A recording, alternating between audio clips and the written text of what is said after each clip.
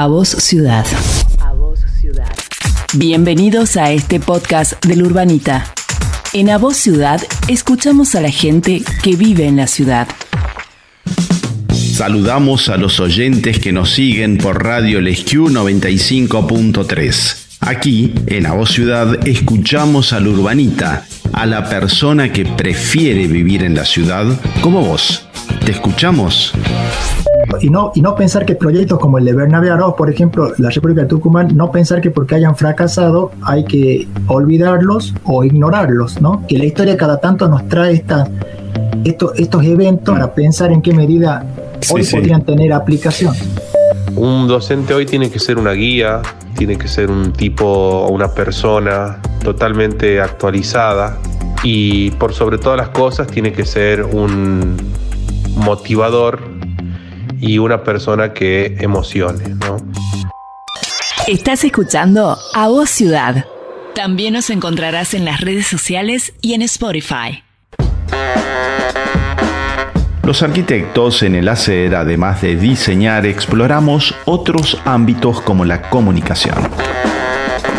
Soy Basilio Bonsuc. Esto es A Voz Ciudad. Seguime en bonsuc.com. A Voz Ciudad. A Voz Ciudad. En nuestro episodio 714 de hoy, el invitado de la semana es el historiador Marcelo Gersani Oviedo, con quien celebramos un nuevo aniversario de la autonomía de Catamarca. La voz del Urbanita es la del arquitecto Emiliano Molina Franco. En la sección Actualidad tratamos los temas más candentes de nuestra ciudad. Saludo a los oyentes que nos escuchan todas las semanas. Si te gusta la entrevista que estás escuchando, podés revivirla en Spotify, en Apple Podcasts y en Google Podcasts buscando A Voz Ciudad.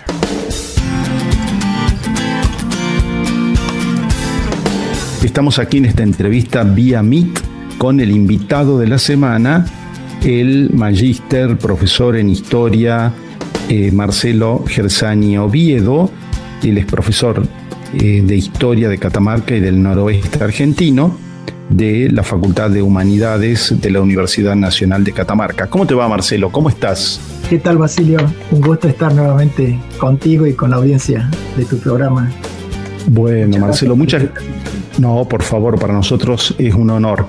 Contanos, ¿qué significó, por qué se da la autonomía de Catamarca en 1821? Y yo te confesaba, fuera del aire, y lo quiero compartir con la audiencia de este programa, siendo yo tucumano ya catamarqueño, porque ya vivo acá hace muchos años y tomo el agua de todos los catamarqueños, no tengo mucha idea de qué es lo que pasó en la autonomía y qué trascendencia tiene ese hecho histórico para la provincia de Catamarca, porque yo como tucumano me imagino como un territorio que nos quitaron, ¿no? Te comentaba fuera del aire.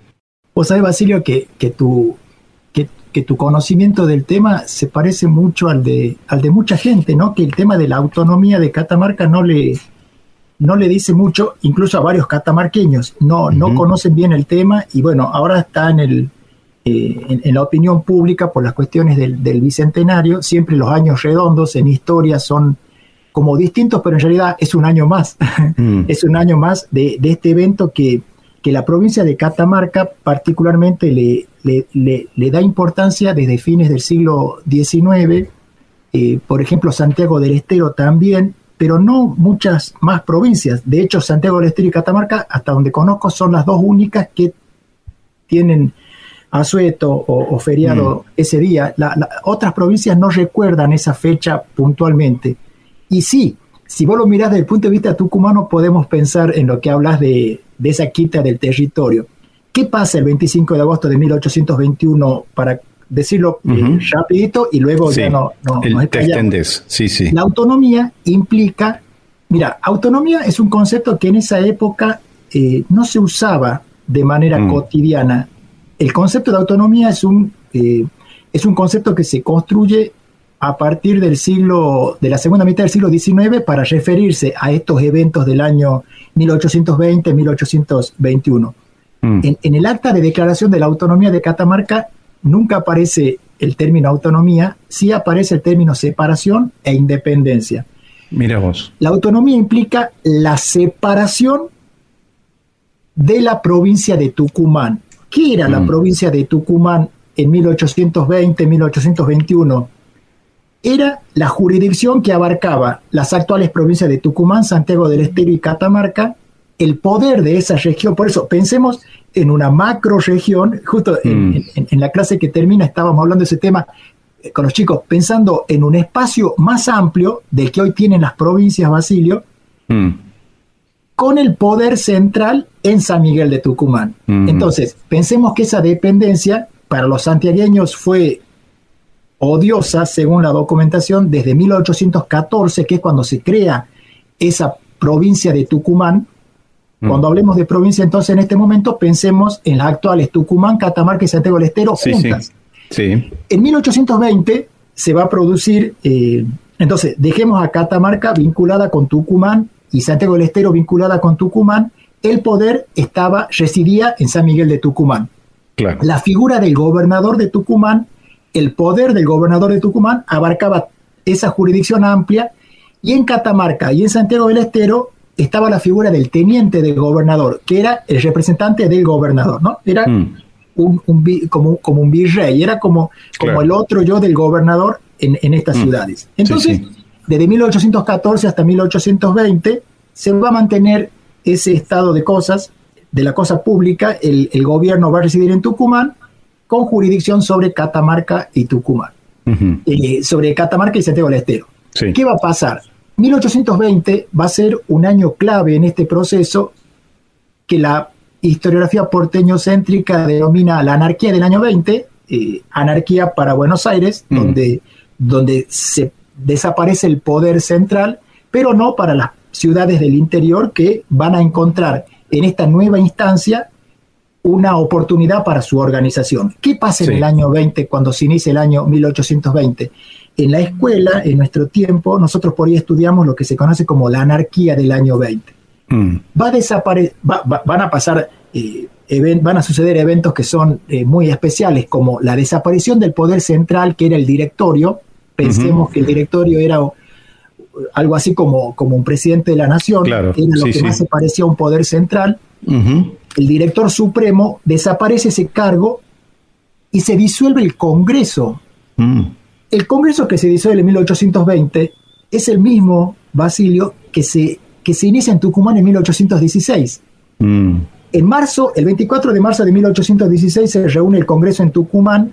El Congreso va a sesionar en Tucumán todo el año 1816, y cuando empiece el año 17 se va a trasladar a Buenos Aires. Otro día podemos hablar de las cuestiones del centralismo porteño, que determina que Tucumán sea solamente unos meses y que quedó en la historia por declararse la independencia en julio, el 9 de julio de ese año, pero unos meses, si uno mira en perspectiva la historia del Congreso, que se inicia en el 16 y va a desaparecer en el 20.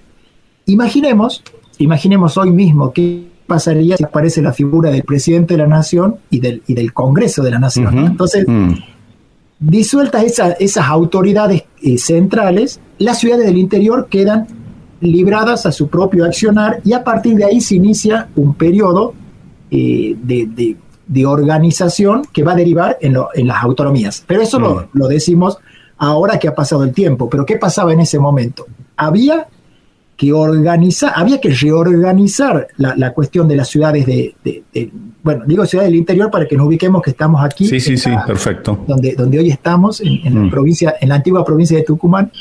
Y a partir de ahí van a surgir figuras centrales en este momento, como por ejemplo Bernabé Araoz, que era el gobernador de la provincia de Tucumán, Juan Bautista Bustos, que era el gobernador de la provincia, que era el gobernador de Córdoba, y van a ser dos referentes políticos importantes en ese momento, porque a partir de ellos se van a organizar los intentos futuros de lograr una forma de gobierno para la futura nación. Mira, pensemos que desde 1810 lo que se buscaba era la organización política. En 1816 el Congreso en Tucumán tiene la misión de declarar la independencia y de buscar la forma de gobierno. De gobierno, sí. Que va a haber intentos, la Constitución del 19 va a fracasar, y pensemos recién que en 1853, a partir de la Constitución, se inicia una nueva etapa que va a determinar luego la organización de la nación argentina. Pero en este momento todavía solamente teníamos independencia, la Constitución de 1819 había fracasado, es decir que la organización estaba muy floja todavía, literalmente floja de papeles, porque faltaba una constitución, una carta magna que los nuclee, y cada ciudad tenía como institución principal su cabildo, ¿no? Aquí la importancia del cabildo, que existía en cada ciudad desde la fundación, aquí va a ser importante porque va a ser el órgano máximo de gobierno de cada ciudad. ¿Qué pasa? A partir de ahí, Bernabé Araoz por un lado, Juan Bautista Bustos, en el litoral, van a surgir invitaciones a congresos. Yo siempre digo en las clases que se origina un festival de congresos. Hay reuniones de congresos o invitaciones por todos lados, porque como el Zoom ahora, que nos juntamos, viste, siempre en el Zoom. Claro, el Congreso lo que buscaba era la reunión de representantes de ciudades para que avalen o legitimen una decisión, ¿no? Por eso era una broma. Vale la figura. Y solo la importancia que tenía era justamente que esa reunión de representantes determinaba, legitimaba una postura. Entonces, pensemos que si Araoz convoca un congreso, Bustos convoca un congreso, en algún momento Güemes va a convocar un congreso en Catamarca, que tenía también como intención buscar esa organización. Entonces, ¿qué pasa? Rápidamente, Araoz, ¿qué hace? Araoz tiene Bernabé Araoz, el tucumano, tiene una lógica política que es muy interesante. Él lo que busca es preservar, la primera reacción de él fue el intento de preservar la antigua jurisdicción de la provincia de Tucumán. Ante este desorden, Basilio, pensemos esta desorganización que de golpe parece que se va a llevar todo puesto, él dice, yo quiero preservar los territorios de mi provincia, de la provincia que yo gobierno. ¿Y qué hace? Convoca un congreso que se debía reunir en San Miguel de Tucumán, que va a dar origen a una figura política muy interesante, que a mí particularmente me interesa mucho, que es la República del Tucumán. La República del Tucumán se va a originar en 1820 y va a tener vigencia hasta el 28 de agosto de 1821, 3 días después de que Catamarca declare su autonomía. ¿Qué es la República del Tucumán? Y este punto es importante porque justamente de esa República del Tucumán se va a separar Catamarca el día que recordamos como de la autonomía. Lo que buscaba Araoz era organizar esa jurisdicción, mantenerla reunida, mantener el poder sobre esa jurisdicción hasta tanto se organice el poder central, hasta tanto se organice la nación. Vos sabés que por mucho tiempo los historiadores, como no conocían, mira, la Constitución de 1820 de la República del Tucumán se perdió y recién se la encontró en el año 1930. Es decir, qué loco. Que todos los historiadores que trabajaron el tema a fines del siglo XIX y primeras décadas del XX tenían visiones equivocadas de la idea de Araoz. Se pensaba que con esto de república, este concepto de república, daba la idea de un país aparte. Claro. ¿No? Sí, es lo que nos imaginamos cuando, claro, en tu relato uno se va imaginando, claro. Y cuando uno consulta la Constitución de la República del Tucumán, advierte claramente cuál es el objetivo: mantener esta jurisdicción dentro del gran desorden. Es muy interesante, ¿no? Qué interesante cuando descubrieron ese documento, me imagino lo que habrá sido para ustedes. Porque, claro. Mira, por ejemplo, historiadores que yo respeto mucho y sigo mucho, como Manuel Soria, a principios del siglo XX, él lo trataba de loco a Bernabé Araoz. Pobre tucumano. Una farsa, eso lo de la República del Tucumán. Sí. Y bueno, y esto de los recelos también que pueden existir, los santiagueños, desde 1814, que dependían de Tucumán, dicen que para los santiagueños, el día más nefasto fue el día en que se enteraron que pasaban a depender de San Miguel de Tucumán, ¿no? En el año 14. Así que imagínate cómo estaban los ánimos tan caldeados que cuando llega el año 20 y Bernabé Araoz convoca a un congreso en Tucumán, rápidamente los santiagueños dicen que no y declaran su autonomía en los primeros meses de 1820. Sí. ¿Y por qué Catamarca no? Porque Catamarca estaba en el mismo lugar que Santiago. Ambas ciudades eran tenencias de gobernador de Tucumán. Sí. Catamarca va a tener otro trayecto, también por la cuestión, uno lo puede pensar hoy en perspectiva, porque no había agitadores a favor de la autonomía como si lo tenía Santiago del Estero, y Santiago del Estero tiene intentos autonómicos ya desde 1815, es decir, al año siguiente de esa dependencia con Tucumán. Pero ¿qué va a pasar en Catamarca? Aquí aparece la figura en este tiempo de José Pío Cisneros. José Pío Cisneros había nacido en Piedra Blanca, se había radicado en Andalgalá, se había casado en Andalgalá, tenía hijos nacidos en Andalgalá y gran parte de su descendencia está vinculada hoy a Andalgalá. José Pío Cisneros va a ser, nosotros lo consideramos uno de los principales promotores de la autonomía. ¿Por qué? Porque él, en marzo-abril de 1820, le va a escribir a Juan Bautista Bustos, gobernador de Córdoba, y le va a decir, y le va a preguntar qué tenía que hacer ante la invitación de Aráoz a ese congreso en Tucumán, porque también Bustos invitaba a un congreso en Córdoba. Entonces Cisneros tenía la duda si Catamarca estaba en condiciones y debía participar de esos congresos. Sí, sí. ¿Y qué le contesta? Y Cisneros también le dice, y mire que los santiagueños han declarado su autonomía, qué hacer, o sea, Cisneros lo que demuestra en la correspondencia es que tiene interés en declarar la autonomía. Pero Bustos le dice algo que resulta muy interesante escucharlo hoy, 200 años después. Bustos le dice, mire Cisneros, para que una ciudad pueda declararse independiente de otra, debe autoabastecerse económicamente para cubrir lo que corresponde al poder ejecutivo, legislativo, judicial, militar, eclesiástico, incluso hasta cultural. Y le dice, porque si depende, en algún punto de eso, depende de otra jurisdicción, ya no es libre, ya no es independiente. Porque Bustos, al igual que Aráoz, lo que plantean ellos es un federalismo regional. Claro. Vos sabés que en la carta, Bustos, esa carta es muy interesante, Bustos le dice a Cisneros, a mí la división en pequeños distritos me parece una farsa. Lo que al final fuimos divididos en tantos distritos como provincias somos hoy, ¿no? Porque la mirada de ellos era esa cuestión de macrojurisdicción, esta cuestión regional, pensando en otras alternativas, ¿no? Y Belgrano también pensaba lo mismo, ¿no? No estaba tan de acuerdo en pensarnos como provincias pequeñas y varias, ¿no? Como al final sucedió. Pero ahí, Marcelo, te quiero preguntar, ¿pero no existía también un concepto de lo que pasaba en Estados Unidos, que había varios estados, porque se miraba mucho el modelo norteamericano, ¿no?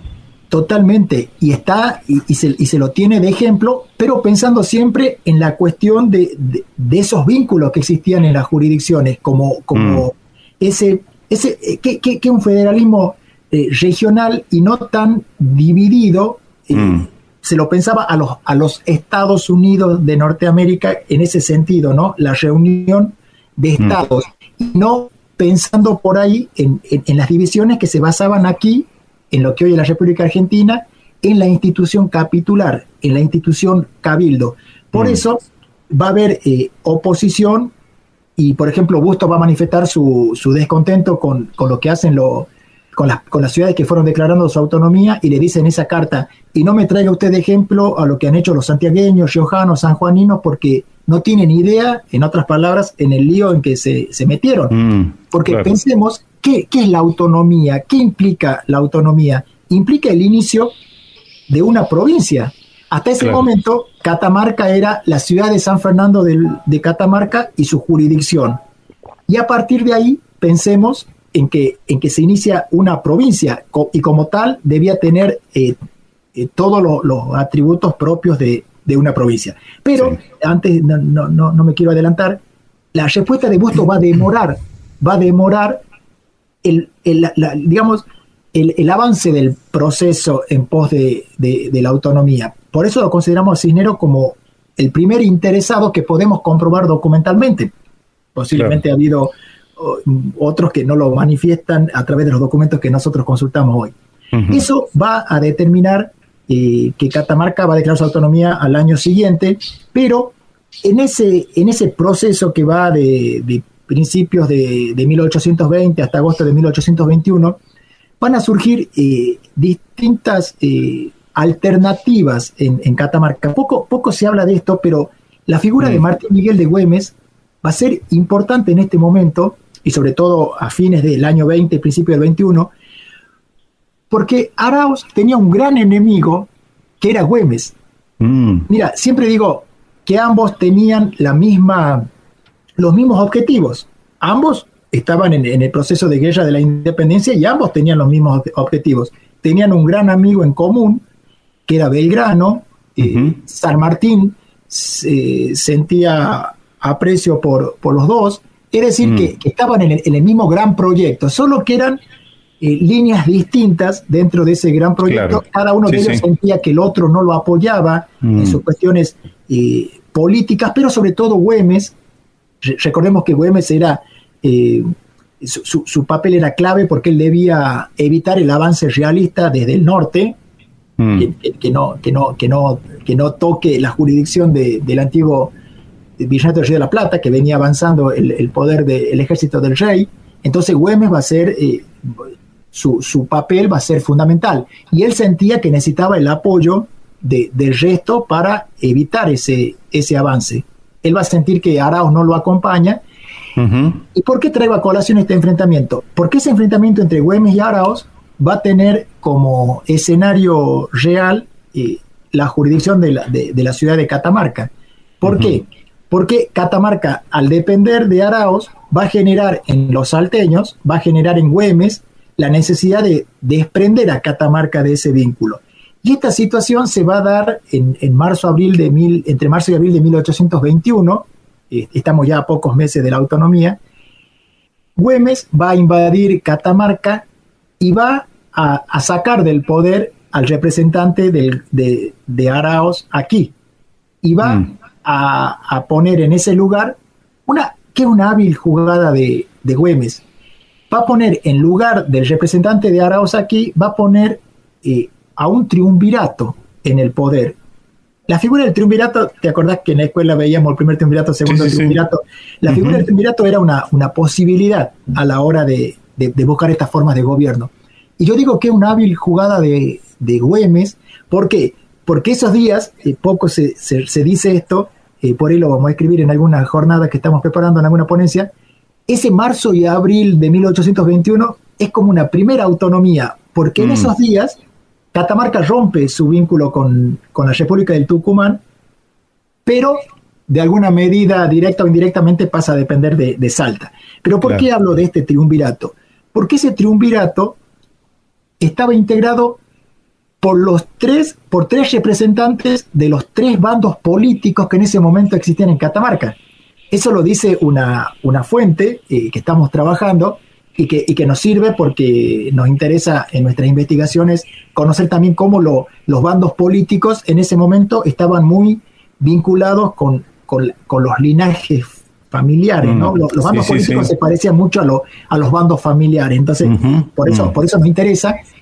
Y nos resulta esto que es significativo, la mirada que tiene Güemes sobre la política lugareña, ¿no? Porque armar este triunvirato, digamos, complaciendo o tratando de caer bien en el ánimo de todos los actores políticos de la época, eso es una jugada muy interesante. Luego, Bernabé Aráoz va a voltear este triunvirato, va a imponer nuevamente su poder que va a avanzar hasta agosto de 1821, cuando ya se va, ya avanza este clima. Pero mira, yo siempre digo, este paso de Güemes por Catamarca, bueno, y en este tiempo es cuando Güemes va a proponer a Catamarca como sede de un congreso. Dentro de este contexto, también buscaba para Catamarca esa posibilidad de que Catamarca sea sede de un congreso, situación que no se concretó, pero que sirvió en su momento para pensar también que Catamarca, al ser escenario de los enfrentamientos bélicos entre los salteños y los tucumanos, también necesitaba, y eso también va a acelerar la necesidad de declarar la autonomía, ¿no? ¿Y cómo llega este 25 de agosto? ¿Qué pasa ese día? ¿Qué pasa celebramos? Mira, para entender el 25 de agosto es importante que retrocedamos un día, al 24 de agosto. En el Cabildo de Catamarca se reúne lo que se conocía como la Junta Electoral, compuesta por 7 integrantes. Uno de ellos va a ser Eusebio Gregorio Russo, a quien consideramos otro de los grandes promotores, cuya vida y obra estamos estudiando en este momento. Mira, el 24 de agosto se reúne esta Junta Electoral, ¿por qué? Porque debía tratar el tema de los poderes que se otorgaban al diputado que Catamarca había mandado al Congreso de Córdoba. A uno de estos congresos de los que hablamos recién, Juan Bautista Bustos había convocado un congreso en Córdoba. Entonces, se reúne esta junta para decir, Catamarca tiene representantes en Tucumán, las mismas dudas que tenía Cisneros, ¿cómo podía ser que mandemos diputados a distintos congresos? Bueno, se reúne esta junta electoral para ver cómo es el tema del diputado al Congreso en Córdoba, siendo que ya teníamos en Tucumán. Hábilmente, Eusebio Gregorio Russo plantea en la reunión que era un tema que excedía a ese grupo de 7 y convoca para un cabildo abierto, se convoca para un cabildo abierto para el día siguiente, 25 de agosto, que era sábado. Se lo convoca a las 3 de la tarde en el cabildo, en las esquinas de las actuales calles Rivadavia y República, para que se trate este tema. Ya en el cabildo, y con 54 vecinos, pensemos que el cabildo en ese momento, el cabildo cerrado, digamos, el cabildo cotidiano, determina que en la sala, en esa reunión participen 54 vecinos, que son los que finalmente van a firmar el acta.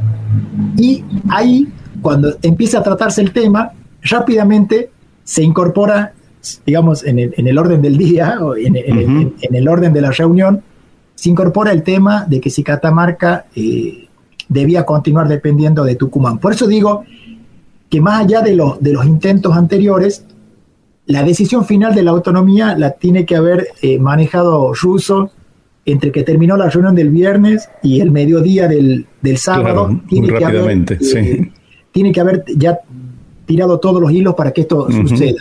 Mira, es un dato interesante pensar que estas líneas políticas de las que hablamos recién, al menos 3 bandos existían en ese momento, que estaban, digamos, incorporados a las facciones unitarias y federales, eran la gran grieta del momento, digamos. Y eso va a determinar que el valor que tiene el 25 de agosto es importante, porque ese día se reúnen de todas las cuestiones políticas, ideológicas en ese momento, para declarar la autonomía. Todos están de acuerdo, todos firman. Y lo que resulta interesante, por lo menos a mí, que en este momento lo estamos trabajando, es lo que viene después, porque ese día, obviamente es el día que recordamos y se corta. Bueno, ¿y qué pasó ese día? Ese día el documento habla claramente que Catamarca es libre de su dependencia tucumana, de la República del Tucumán, y que a partir de ahí adquiere su estatus de provincia. Ese estatus de provincia va a costar un tiempo, no, obviamente en historia no todo pasa mágicamente de un día para otro, sino que es un proceso complejo. Mira, siempre digo lo mismo, poniendo de ejemplo a la autonomía santiagueña. El primer gobernador de Santiago del Estero, Juan Felipe Ibarra, duró en el poder 31 años. El primer gobernador de Catamarca, Nicolás de Avellaneda y Tula, duró en el poder 6 meses. Tuvo que fugarse a La Rioja, renunciar, porque para él era insostenible llevar adelante este poder que se le había otorgado el 25 de agosto, pero justamente ¿por qué? Por esas diferencias complejas que no pudo manejar, y luego, en marzo de 1822, Eusebio Gregorio Russo, por pedido de Avellaneda y Tula, va a ocupar ese cargo. Russo se opone al principio, él dice que en esa situación complicada no iba a gobernar. Las partes enfrentadas llegan a un acuerdo, le permiten a él acceder al poder. Luego Russo, como dice Manuel Soria, lo podemos considerar uno de los grandes gobernadores que tuvo Catamarca. ¿Por qué? Porque durante su gestión se logra avanzar en el proceso de organización de Catamarca como provincia. A partir de su gestión, Catamarca adquiere ya el estatus de provincia, porque en 1822 se va a organizar la primera legislatura, es decir, el poder legislativo de Catamarca, y al año siguiente, en 1823, el reglamento constitucional, es decir, el primer instrumento que va a dar vida jurídica a la provincia de Catamarca. Y pensemos que este reglamento constitucional va a tener vigencia hasta el año 1855, cuando se sanciona la primera constitución provincial, luego de la Constitución Nacional de 1853, ¿no? Entonces, Russo merece nuestro recuerdo y permanecer en nuestra memoria justamente por el aporte que él realiza en momentos muy complicados. La autonomía no fue la solución de nada, sino el inicio de un nuevo periodo complicado que se inscribe dentro de los enfrentamientos de unitarios y federales. La lucha por el poder, no digo nada nuevo, ha sido siempre motor en la historia en general, en la historia de Catamarca también. Y entonces esa lucha es la que determina todas estas situaciones que se van dando y que logran que Avellaneda y Tula termine rápidamente su gestión, ¿no? O sea que ese 25 de agosto no hubo ningún hecho sangriento, sino que hubo este cabildo del que estás hablando, ¿no es cierto?, que tomó esta decisión. Exacto. Y que separa. Ahora, ¿cómo llega, ya trasladándonos en estos par de minutos que nos queda, cómo transita Catamarca a partir de acá hasta 1853 en la Constitución Nacional? Se supone que está bien parada porque ya es una provincia que tiene su constitución, etcétera, pero supongo sumida también en una pobreza, ¿no? Muy buena pregunta, porque la autonomía también se da en un marco de pobreza, porque estamos en el contexto de las guerras de la independencia y luego las guerras civiles que abarcan gran parte del siglo XIX. Va a ser el marco también en el que Catamarca va a transitar sus primeros tiempos o sus primeras décadas como provincia. Mira, pensemos que 20 años después de la autonomía, 20 años exactos, le cortan la cabeza a José Cubas en la plaza principal, ¿no? José Cubas, que fue un referente en la defensa de la autonomía jurisdiccional de Catamarca, porque por él los departamentos del oeste se anexan nuevamente a Catamarca porque habían pasado a depender de otras provincias. Mira, dentro de esa organización que va a tener Catamarca como provincia, el evento de la muerte de Cubas, no solo eso, sino también la Liga del Norte, que es el contexto en el que Cubas actúa, es justamente defender y consolidar esa autonomía que apenas tiene 20 años. Hoy a Catamarca le podemos encontrar sus defectos y sus virtudes, pero tiene 200 años como provincia, tiene 200 años que un gobernador, digamos, es la cabeza visible del poder ejecutivo. Antes no, y Cubas va a estar en ese contexto. Por eso, hablando de 1853, que vos lo mencionaste, por eso es importante también la voz que tiene Esquiú en este momento, porque él en su sermón de la Constitución hace hincapié en lo que también a él le tocó vivir, porque él no solamente ha leído, posiblemente ha leído al Deán Funes, la historia que escribe el Deán Funes, pero también él ha vivido, él tenía 15 años cuando vivía en el convento de San Francisco y en la plaza había un lío enorme porque habían decapitado al gobernador. Entonces, toda esa cuestión vinculada con el derramamiento de sangre, cuando uno lee el sermón, claramente habla de la violencia y ya basta, y justamente eso es lo que motiva a Esquiú a pensar que la Constitución, por más que afecte los intereses de la iglesia a la que él pertenece, con la libertad de cultos, que era un gran tema, otro día lo conversamos en detalle, ese problema no podía impedir que la Constitución organice y que se apruebe, porque eso iba a organizar la sociedad. Por eso él dice una frase que para mí tiene vigencia plena. Esquiú plantea en su sermón que la iglesia no puede oponerse al progreso de los pueblos. Debiéramos escucharlo a Esquiú. Es muy fuerte lo que él dice, considerando el contexto, ¿no? Siempre de la curia. Realmente es muy interesante, es muy valiente lo que él hizo. Un hombre de la iglesia, exacto, muy valiente. Y por eso muy cuestionado.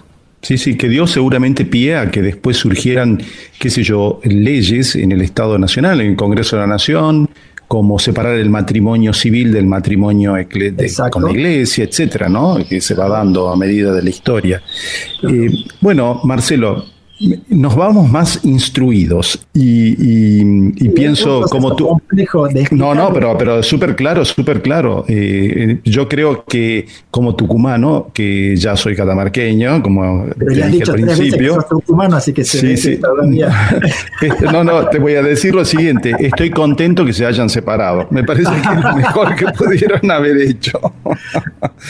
Pero bueno, nada, Marcelo, realmente muy interesante tu relato y bueno, esto sirve mucho, sobre todo para la gente joven, ¿no es cierto? Para que, bueno, valoren y amen la tierra en la que estamos y qué importante que es esta mirada federal y que tengamos en cuenta esto, sobre todo que hoy en día el federalismo pasa por cuestiones económicas, ¿no es cierto?, fundamentalmente, y valorar esto para tomarlo como un reaseguro y defender, ¿no es cierto?, nuestra autonomía, ¿no? Claro, y no pensar que proyectos como el de Bernabé Araoz, por ejemplo, la República de Tucumán, no pensar que porque hayan fracasado hay que olvidarlos o ignorarlos, ¿no? Yo pienso que la historia cada tanto nos trae estos eventos para pensar en qué medida hoy podrían tener aplicación.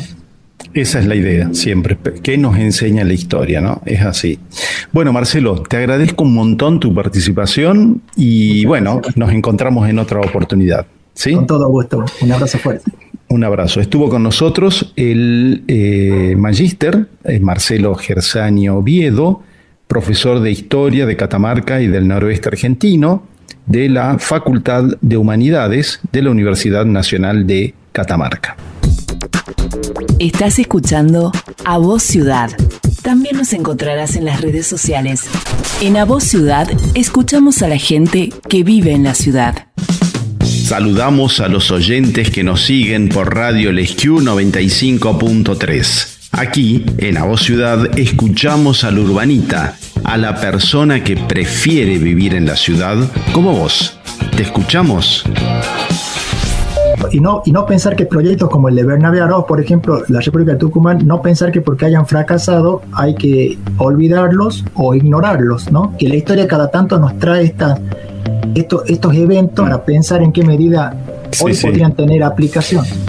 Un docente hoy tiene que ser una guía, tiene que ser un tipo, una persona totalmente actualizada y por sobre todas las cosas tiene que ser un motivador y una persona que emocione, ¿no? ¿Te interesa nuestro contenido? Podés volver a escuchar este episodio y otros haciendo tu propia selección a la carta en bomsuk.com. Mis podcasts también están en YouTube, Spotify y Apple Podcasts. Y ahora continuamos con A Voz Ciudad. Estás escuchando A Voz Ciudad.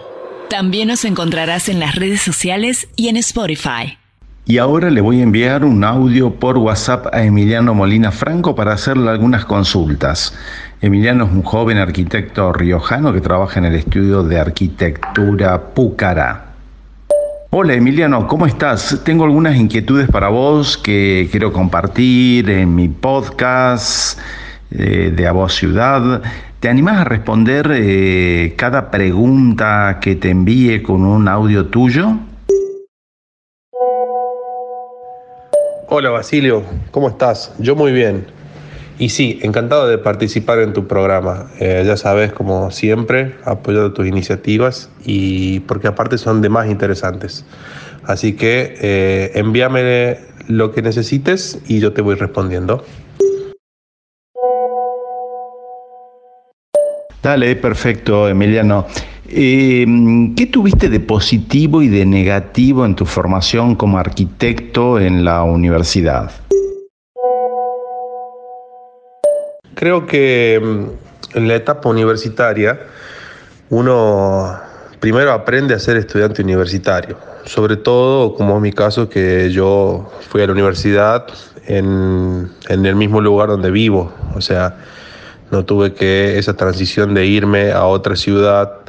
Creo que muchas veces eso hace que uno se autogestione de golpe. Entonces, el transitar la universidad es primero entender que uno tiene que autogestionarse, ¿no? Que uno está entrando en una fase de la vida donde depende de uno y no es una continuidad de la escuela secundaria donde siempre está dependiendo de lo que el profesor, el docente te diga. Cuando una vez que aprendes eso, das la vuelta a la universidad y también ahí entra un poco lo negativo, que entendés que hay muchos docentes o el mismo plan de estudio que te impone cosas y ya no te gustan porque ya empezás a ver todo con una mirada más crítica. Y lo negativo es que, bueno, parte de ese mundo que no se ayorna con el tiempo te limita y se burocratiza y te fastidia, terminas renegando un poco de un ciclo que hay que acabar y que no lo podés terminar como vos querés porque hay ciertas reglas del juego que no nos gustan, justamente porque descubrimos que el mundo tiene un montón de cosas, tiene un montón de virtudes mucho más ricas y esperanzadoras. Después de haber cursado la carrera de arquitectura, ya sos arquitecto, ¿cómo te imaginas al docente ideal en un taller de arquitectura que ayude precisamente al estudiante en su formación? No sé si hay un docente ideal. En realidad creo que hoy el docente tiene que transformar la mirada que hay del docente antiguo. Un docente hoy tiene que ser una guía, tiene que ser un tipo, una persona totalmente actualizada y por sobre todas las cosas tiene que ser un motivador y una persona que emocione, ¿no? Creo que en realidad a lo que estoy apuntando o trato de decir es que un docente tiene que ser un comunicador, un director de cine que emocione, que motive y que comunique un mensaje, pero de una manera libre. ¿Qué arquitecto o arquitecta te gusta y qué obra de arquitectura así te flashea y te llama la atención y bueno, y la tenés presente? En la actualidad me siento muy influenciado por los arquitectos y arquitectas japoneses como Junya Ishigami o Kazuyo Sejima, Ryoen Nishizawa y anteriormente Toyo Ito o Arata Isozaki, que han sabido, según mi forma de ver, continuar con algunos preceptos o con la historia, la narrativa del movimiento moderno. Fundamentalmente mi referente principal es Mies van der Rohe, que yo creo que de ahí nace todo esto. Y latinoamericanos, que también sigo muchos, me gusta mucho la corriente paraguaya, que tiene unos grandes exponentes, como Gloria Cabral o Equipo de Arquitectura, Lucas Fuster. Hay varios exponentes, también los chilenos, como los chilenos que están más evocados al territorio y a lo terrenal, ¿no? A esa arquitectura del origen, como los grupos Talca o Casus Egers. Me gustan esos más que los Aravena, más que los Matías Klotz. Me gustan más estos otros colectivos o personajes que tienen más que ver con el territorio y con el territorio humano, ¿no? Una obra que la pude conocer y que creo que me pareció fascinante por lo que significa y por lo que generó es el Mirador de Pino Huacho de Grupo Talca, que es una obra simple, sencilla, trabajado con materiales del lugar, con mano de obra del lugar, y que puso en el mapa un lugar que estaba siendo olvidado y trajo a sus antiguos habitantes de vuelta. Entonces creo que sintetiza un poco lo que la arquitectura tiene que hacer. Muchas veces decimos que la arquitectura salva y creo que en ese caso lo logra, porque un lugar que estaba siendo olvidado lo trajo de vuelta a la vida y le dio relevancia a nivel mundial. Y en tu vida profesional, diaria, ¿qué es lo que más te gusta y qué es lo que menos te gusta de tu profesión, de tu oficio? Lo que más me gusta de mi profesión también es una de las cosas que menos me gusta, y es que como uno es apasionado y ama lo que hace, muchas veces se confunde la profesión con un juego, y jugar muchas veces venimos con un preconcepto de que el juego no es trabajo, y por ende eso lleva a unas situaciones de vorágine en mi vida que me lleva a trabajar demasiado, a no cobrar bien mis trabajos, a no poner un límite a lo que es mi vida laboral de mi vida personal. Entonces esa misma cosa, esa única cosa es lo que más me gusta y lo que menos me gusta de mi profesión. Y por último, ¿cómo te ves en unos años más en tu profesión, en tu vida como arquitecto? Creo que esta es la pregunta más difícil. Siempre pensar en el futuro me lleva a lugares que trato de evitar, que no me encuentro. Pero en este caso, como es algo que vengo pensando últimamente, creo que en un futuro me veo mucho más tranquilo en mi profesión, llevando a cabo, continuando con mi estudio, pero en una faceta tal vez más de artesano, tomándome un poco más mis tiempos para desarrollar la obra que quiera desarrollar en el momento que quiera desarrollar. Creo que ponerle más sustancia a mis proyectos, ponerle más tiempo, que hoy la vorágine de nuestra economía, de nuestros tiempos, no nos permite. Y viajando mucho, tratar de vincular mi vida laboral a mi deseo de conocer el mundo sería lo mejor que me puede pasar en un futuro cercano. Bueno, Emiliano, te agradezco por tu tiempo y te dejo un abrazo grande, bien grande. Cuídate mucho. Gracias a vos por siempre estar en contacto y hacerme pensar en la arquitectura, en la profesión, en la educación, que son cosas que me encantan, que quiero siempre en mi vida. Y bueno, te dejo un abrazo grande y un gran saludo. Éxitos. Bueno, así pasó Emiliano Molina Franco, arquitecto, joven arquitecto riojano que trabaja en el Estudio de Arquitectura Pucará, para saber cómo ve su profesión de arquitecto. Estás escuchando A Voz Ciudad. También nos encontrarás en las redes sociales. En A Voz Ciudad escuchamos a la gente que vive en la ciudad. Y ahora vamos al momento de actualidad. Tenemos varios mensajes de oyentes que se han comunicado con nosotros para poder llevar su voz. Es cierto que no han dejado su audio, en algunos casos sí, pero voy a tratar de transmitir lo que me han dicho. Hay 5 mensajes interesantes que nos han llegado de urbanitas que recorren la ciudad y quieren su ciudad, y desde esta mirada crítica quieren hacer su aporte. El primero tiene que ver con la pared oeste del edificio del Correo sobre calle San Martín de Catamarca. La vecina dice que fue inaugurado en 1941, según el registro que hay, y se pregunta si no habrá una persona que pueda ocuparse de eso, ¿no? Un edificio tan emblemático, tan importante para Catamarca. Tengamos en cuenta que, hoy existen los emails, pero antes la gente iba y mucho al correo a buscar las cartas. Era un lugar muy especial realmente para la comunicación.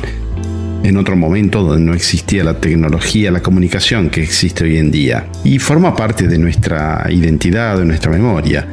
Así que me parece oportuno lo que dice esta vecina, que alguien se ocupe de la pared oeste del edificio del Correo, que está bastante deteriorada con la humedad. El segundo tema tiene que ver con otro vecino que se comunicó y que me contaba que cuando era chico iba a jugar por calle Rivadavia, casi San Martín, en la casa de la familia Walter. que está detrás del obispado, que da a calle San Martín. Seguramente se ubicarán, y algunos oyentes que nos están escuchando y quizás no es así, bueno, no se pueden comunicar para decirnos realmente si esto es cierto o no, pero me parece interesante lo que me dice el oyente, que me dejó escrito su WhatsApp, y decía que cuando ellos eran niños iban a jugar a esta casa y en el fondo veían el pararrayos del obispado, y que se sentían realmente seguros por si que caía un rayo, ¿no? Y era una aguja que se encontraba en la cúpula, y que, bueno, este vecino le dijo al obispo cuando iban a culminar con la aguja, la ubicación nuevamente en la cúpula, y el obispo dijo que estaba ahí tirado en la azotea. Bueno, nunca lo restauraron, y según este vecino, y creo que es pertinente lo que dice, bajando por calle San Martín quedaría muy bien. Otra urbanita nos cuenta que cuando Teresa Anchorena era la encargada de los monumentos nacionales, esta vecina me comentó que le hizo un par de escritos por mail y nunca los contestó, y tampoco tuvo respuestas de las autoridades locales y nacionales en relación con el estado del templo de San Francisco. Y es verdad, realmente es lamentable el estado en el que está, ¿no? Cuando uno va caminando por calle Esquiú es una pena ver su fachada y toda la fachada lateral que da sobre Esquiú. Ella se pregunta qué están esperando las autoridades, ¿no? En otras partes del país, los templos de San Francisco brillan por su restauración e iluminación, como el de la ciudad de Salta. Conoce, dice ella, también el de Paraná, y está fantástico. Son templos que fueron restaurados y puestos en valor. Ella me comentaba que habló con diputados de ambos sectores aquí de Catamarca y que no tuvo respuesta. Lo mismo ve en la Casa Mercado del Círculo Médico, en la Plaza de la Estación, y ella se lamenta que los edificios icónicos lamentablemente ve con estupor que van cayendo en el deterioro más grande, y nos dice que tendríamos que valorar el aporte que hicieron los inmigrantes italianos con sus construcciones en nuestra ciudad de Catamarca. En Catamarca no hay obra pública, me dice un vecino, como en otras ciudades cuando transitamos por la plaza, donde, bueno, pueden verse los relojes y que todos funcionan. Aquí no sucede esto. Los relojes de Catamarca no funcionan. La gente me pregunta la hora, dice el vecino, no funciona ninguno, ni el de la catedral ni el de la plaza. Un dato muy curioso y una observación muy curiosa que la verdad que no la tuve en cuenta, y hoy en día todos tenemos la hora por el celular, pero es cierto, debería existir la hora pública, como le llama este vecino. También nos dejó un mensaje una oyente, que bueno, no vamos a dar su nombre para preservar su anonimato, muy preocupada por esta noticia que construirán el nuevo Hospital San Juan Bautista en los talleres de vialidad de la provincia. Dice que la vecina que es una tremenda noticia, que los vecinos están muy movilizados y vamos a reclamar para que no se realice, dice categóricamente. Se pregunta por qué no hicieron un estudio de impacto ambiental que lo justifique, que el lugar es 3 veces más chico y más cerca de la ciudad del que existe actualmente. El microcentro cada vez se congestiona más y deberían llevarlo a los extremos de la ciudad. Sugerimos que los vecinos de este espacio, que en este espacio de donde funcionan los talleres de vialidad, se haga en todo caso un centro cultural. Y el hospital dejarlo en el mismo lugar, corrigiendo los errores, o bien llevar el hospital en los márgenes de las urbanizaciones. Escuchemos el audio de la vecina, precisamente quejándose por esta situación. Respecto a esta tremenda noticia que quieren levantar el Hospital San Juan en el predio donde está actualmente Vialidad Nacional, que es la intersección de las calles Gobernador Samuel Molina y Mariano Moreno, te digo que los vecinos estamos muy movilizados y trataremos de no permitir que esto suceda. Los motivos, mira, son muy lógicos. Yo pregunto, ¿se ha hecho acaso algún estudio de impacto ambiental que lo justifique? porque estamos acostumbrados en Catamarca que cada gobierno de turno haga lo que se le antoje sin ningún estudio previo que lo justifique. El Hospital San Juan actual está hecho así, con un proyecto traído de Dinamarca que luego no sirvió para nada, como está demostrado actualmente, y ahora lo quieren correr cambiándolo a 5 cuadras de allí, a un lugar 3 veces más chico y más cerca del centro de la ciudad. Pregunto, ¿con qué criterio? ¿Cuál es el criterio que justifica este traslado? Si está demostrado estadísticamente que las poblaciones van creciendo, el microcentro cada vez se congestiona más y la Samuel Molina es una calle colectora que trae muchísimo tráfico en horas pico, salidas de los colegios, oficinas, etc. ¿Te imaginas?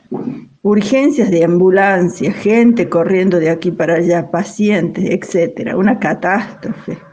Los debieran llevar lejos del centro de la ciudad, a las márgenes de la misma, para no obstruir las calles y llegar así también con más prioridad a los pacientes que van trasladando. Sugerimos los vecinos que este espacio sería conveniente hacer un proyecto cultural como un museo, como un cine, un complejo cultural, y ubicar al hospital en el mismo lugar que está, corrigiendo la obra y el desastre que han hecho, o llevarlos afuera de la ciudad. Si el gobernador y su comitiva viajen permanentemente al exterior, permanentemente, y saben perfectamente que los hospitales públicos se deben poner a las márgenes de las urbanizaciones, o sea, fuera del centro de la ciudad. Bueno, esta es nuestra lucha, levantaremos firmas para que esto no suceda y que de una vez por todas en Catamarca se pueda hacer un estudio consciente para saber a dónde se ubica cada cosa y no así al tuntún como vienen haciendo. Te mando un beso grande y suerte. Bueno, interesante la opinión y veremos cómo se van desarrollando los acontecimientos con este tema. Normalmente los hospitales de gran complejidad se ubican fuera del área central, en lugares por supuesto con una muy buena accesibilidad, pero en lugares más alejados del centro. Y bueno, veremos qué es lo que sucede con esto. Agradecemos a la vecina que nos dejó su audio.